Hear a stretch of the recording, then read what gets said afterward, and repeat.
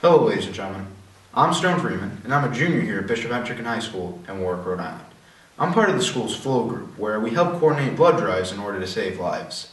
You're going to hear two stories today, one from Chris Bassett and one from Gabriel Ibarra. Their stories are tremendous. I'll let them tell them, and you'll see me later on. Thank you.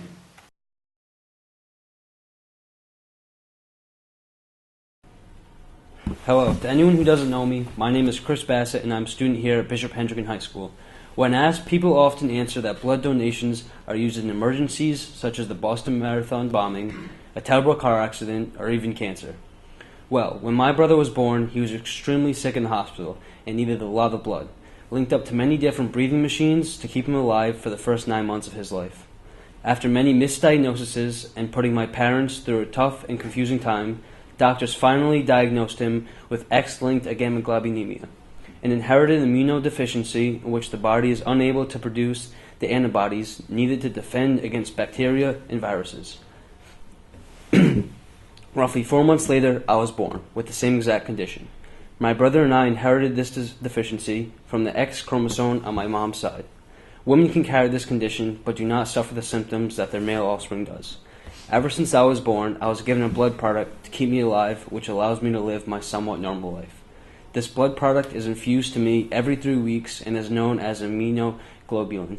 Immunoglobulin is the reason I am here today, and it is given worldwide to patients with weakened immune systems. Each shot is made from IgG antibodies with 600 donators. X-linked agammaglobulinemia affects 1 in 200,000 people in the United States. In July 2012, the United States had an average of 314 million people, which means only 1,500 other people in the United States had the same mysterious condition that me and my brother share. In July 2012, Rhode Island had about 1 million people. About 4 other people in Rhode Island have the same condition as me, one being my brother.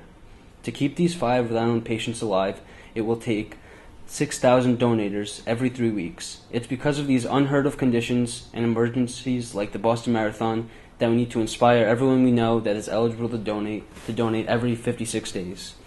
Thank you for listening, and I'd like to thank the Health Club for all their hard work and the Rhode Island Blood Center. Thank you for your donations and your help.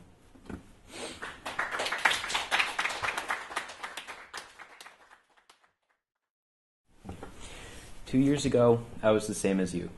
2 years ago, I was a regular teenager. 2 years ago, I was a competitive swimmer, a skateboarder, a brother, and a son. 2 years ago, my only worry was taking high school entrance exams. 2 years ago, I had no idea my life would change drastically, forever. I had no idea what a blood transfusion was for, or what it felt like. I had no idea what a bone marrow failure disease was. I had no idea what the Rhode Island Blood Center does every day to help save lives. I had no idea what the Be the Match program was. I had no idea what my immune system was attacking my bone marrow. 2 years ago, I did not know that I needed all of you, my friends, my peers, and my family to save my life. My name is Gabriel Ibarra. I'm 16 years old and I'm a sophomore at Bishop Hendricken High School. In February of 2012, I was diagnosed with a rare bone marrow failure disease known as aplastic anemia. Aplastic anemia is the disease where my immune system attacks my bone marrow and is not capable of producing red blood cells, white blood cells, or platelets. This means I barely have any energy because red blood cells carry oxygen.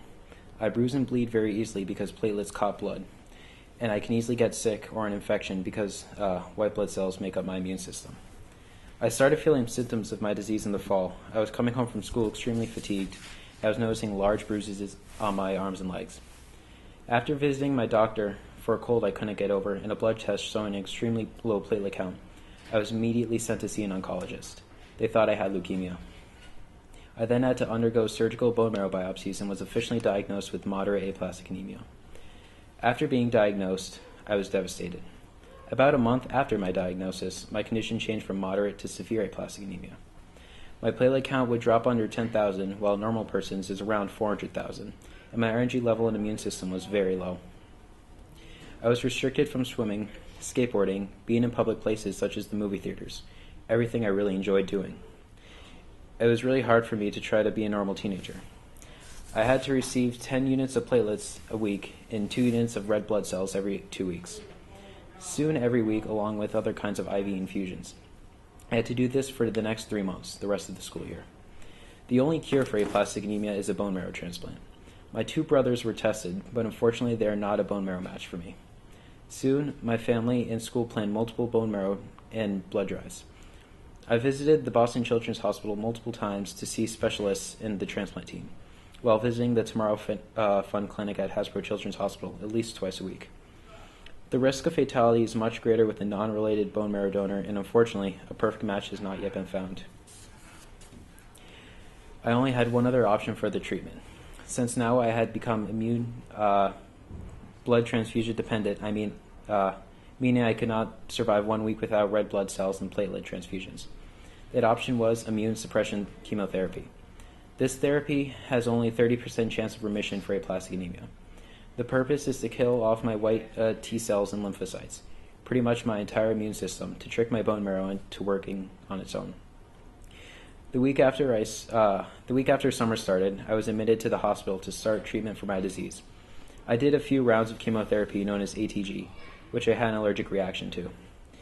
In the hospital, because my immune system had been wiped out from the chemo, I also got meningitis, an extremely dangerous brain infection. I had to undergo a couple surgeries, one on the 4th of July, and an extended stay in the hospital. While I was originally supposed to be in the hospital for 4 days, I ended up staying there for a month. For the surgeries, I required at least 30 units of platelets. When I finally got home, summer was almost over.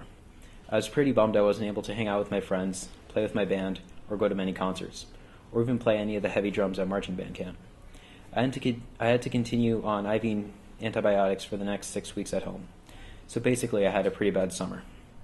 So far, my treatment has been working and my blood counts have slowly been coming back up. I've not needed a blood transfusion for a year.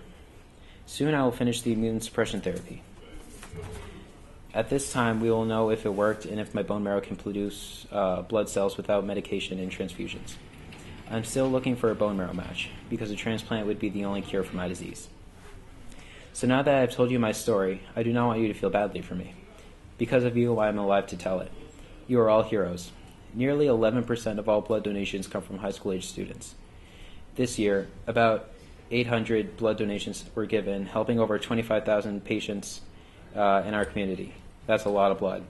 You are the true heroes that have donated blood, raised awareness in schools and communities, and have given the gift of life to so many. Thank you for saving my life. Lastly, if it weren't for blood donors, I would not be here to share my story. I would not have been able to go to high school. I would not have been able to go to my first homecoming dance. I would not be in the marching band, and I would not have cheered Hendrick into Super Bowl victory last weekend. I am alive and well because of you, blood donors. Thank you.